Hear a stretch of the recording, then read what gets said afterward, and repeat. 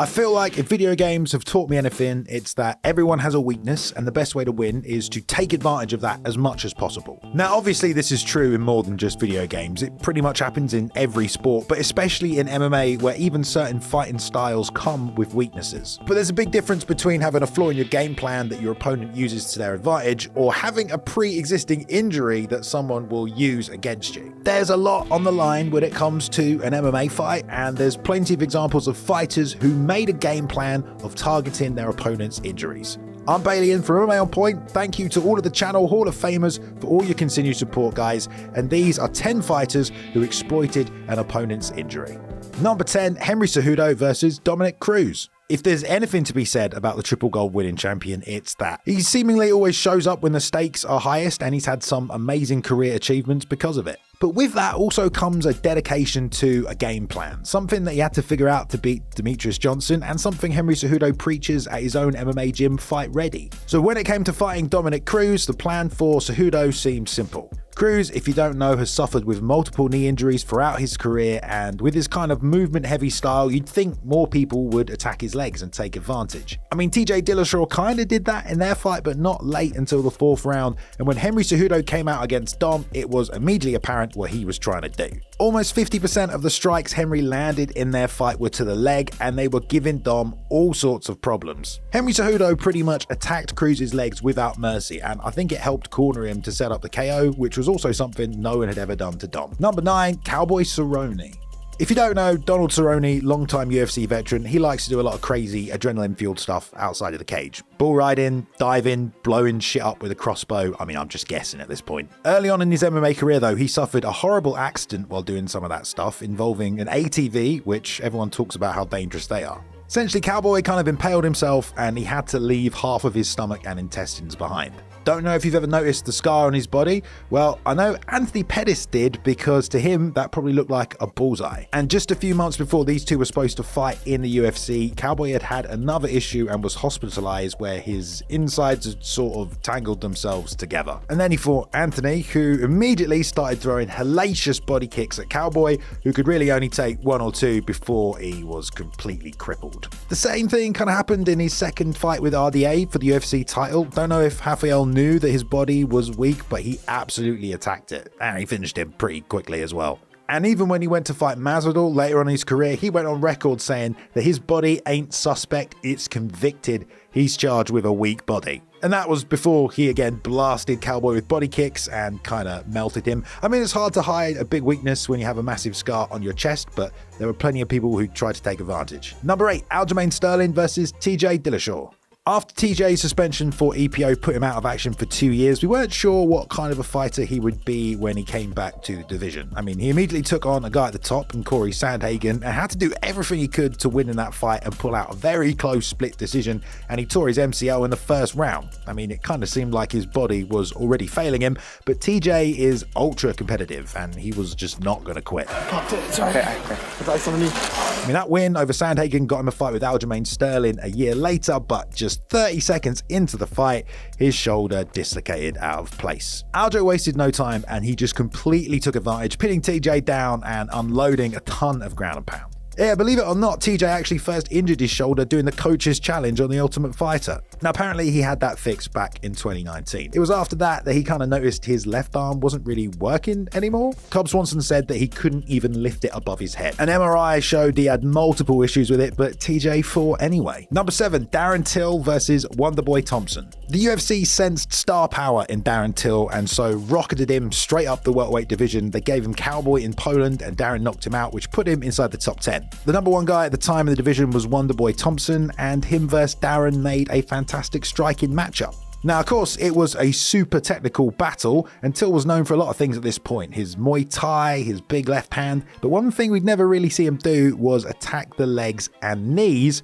with side kicks. But against Wonderboy Thompson, that turned into a big part of the game plan for Till. Although it's already a pretty controversial attack to hyperextend your opponent's knee, it wouldn't have been too bad if Stephen hadn't also had a very public knee surgery only a few months before he fought Darren. You know, my left leg, I've had surgery many times on that leg. Dude, this dude is literally kicking me in my knee, and he hit me in the knee, and after that, my movement was pretty much out the window. Now, apparently Darren had told MTK Global that he knew Wonderboy had had surgery, but he was only trying to deaden his leg, and then Ariel asked him about it on the MMA Hour as well. I started throwing a few like straight kicks to the knee and to the thigh, and I threw one. He just dropped his face and he said, "Ooh, he's hurt there." So I tapped it a few more times. Number 6, Anthony Pettis versus Tony Ferguson.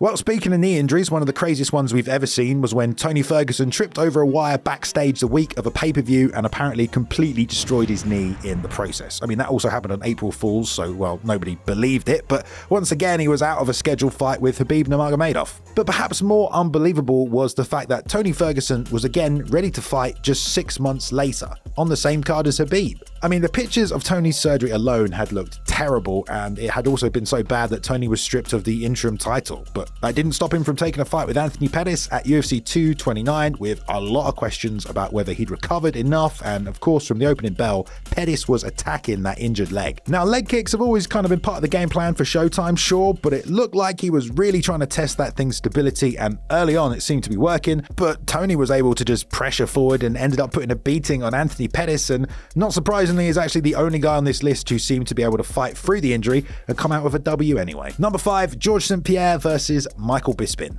During the last half of Bisping's career, we all knew he was obviously dealing with an eye injury, but it wasn't until he retired that the stories came out about how he had to lie his way past the doctors and actually basically had a fake eye he could take out. How he fought at the highest level with one eye still amazes a lot of people, but when he went up against George St. Pierre, one of the greatest tacticians ever, it was no surprise that part of the game plan involved attacking the right side of Bisping where his vision was basically non-existent. Throughout the first 2 rounds, we saw a whole bunch of attacks from GSP coming from his left side, lots of left hooks leaping in, which we really never saw, as well as high kicks, all to the right-hand side. Then that's ultimately what knocked Bisping down and led to the finish. I don't want to give away for Michael, but I study a lot of Michael's tape. I knew he had problem with the shot coming to his right. Number 4, Amanda Nunes versus Raquel Pennington. Of all the people Amanda Nunes fought during her bantamweight title reign, I'm not going to say the Rocky Pennington fight was the most anticipated. It didn't sell a ton of pay-per-views, and the fight itself turned into an absolute one-sided mauling, but I think a lot of the reason that happened is because Nunes completely took advantage of an injury Rocky had sustained. I just don't know how many people were even aware of it. The two women were supposed to fight at UFC 219. It was booked and all about to go ahead when Rocky had to pull out because of, well, a terrible accident.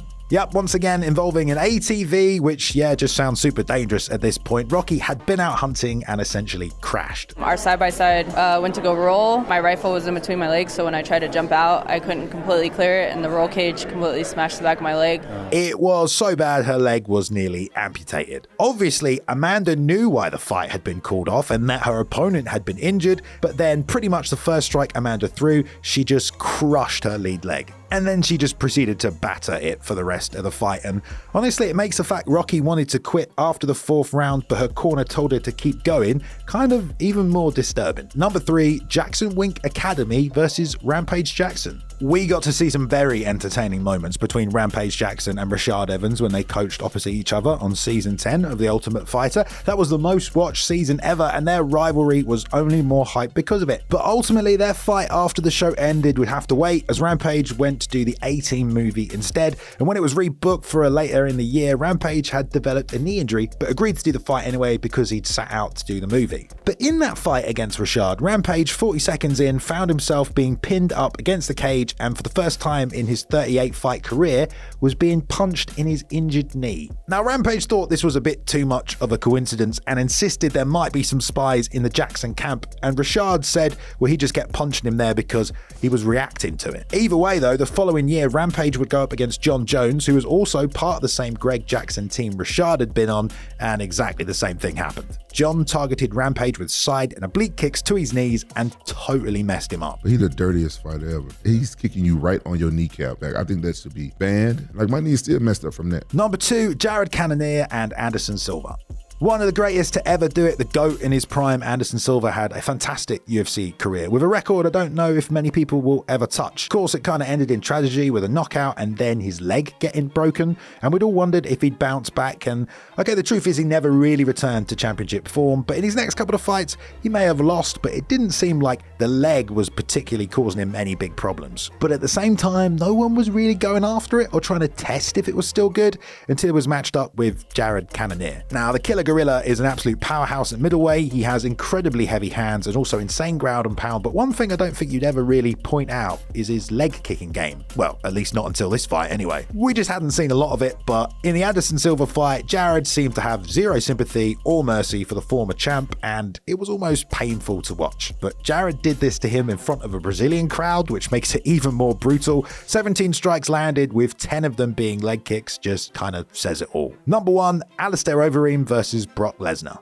For a WWE wrestler, I'm just going to say it, Brock had a pretty good MMA career. I mean, he dived right into the deep end of MMA against the elites and ended up holding the record for the most UFC heavyweight title defenses until Stipe beat Francis Ngannou. That being said, his career was cut even shorter after dealing with the disease diverticulitis, which led to part of his intestine being removed. He kept fighting though and came back to beat Shane Carwin and retain his heavyweight title. Next up though, we got Cain Velasquez, who was steamrolling through the entire heavyweight division and just blitzed through Brock. And after that, he had another bout of diverticulitis and had to take more time off. But when he returned, he said he felt like a new man. But then the UFC gave him Alistair Overeem, who was coming in from K1 kickboxing and the world of Japanese MMA as one of the most elite heavyweight strikers on the planet. He'd been killing it in Strikeforce as well. Safe to say he could have any striking game plan he wanted, and he had one simple tactic: hit Brock in the body as hard as possible and test to see if he was really fully recovered. It wasn't just the shots landing, it was the reaction Brock had. It only took about 4 knees and then one massive body kick to finish him. Look, I'm not saying many people could have taken those shots from the Reem, but no doubt about it, if Brock had a weakness, that was it. And Alistair totally exploited it. Alright guys, I'm not gonna lie, alright? Today's video in the office, a bunch of people didn't want to do this video, okay? You know, maybe it's casting a dark shade across some of these fighters, alright? We're not trying to suggest people are being malicious with it, you know, there's weaknesses that they're exploiting. I do want to say thank you to Luke Taylor though, because he edited this video regardless anyway, alright? So give him some support at cooltome_ or check out his YouTube as well. I do want to say thank you to all the channel Hall of Famers as well, the MMA On Point members. Thanks guys, here they are. Thanks for the support every single week. They're special. You can be special with them if you want to support the channel. You also get the unedited podcasts, the writers meetings, access, a lot of cool stuff. That's all down below if you want to get involved. Give us a thumbs up if you enjoyed it guys, or subscribe as well if you're new here and you want to see more content from us. But I thought this was a fun video. Hope you enjoyed it. Hope you got some info out of it. I don't know what the hell I'm saying at this point. You've watched the video now, so I'll just keep talking until it fades to black. See you next time.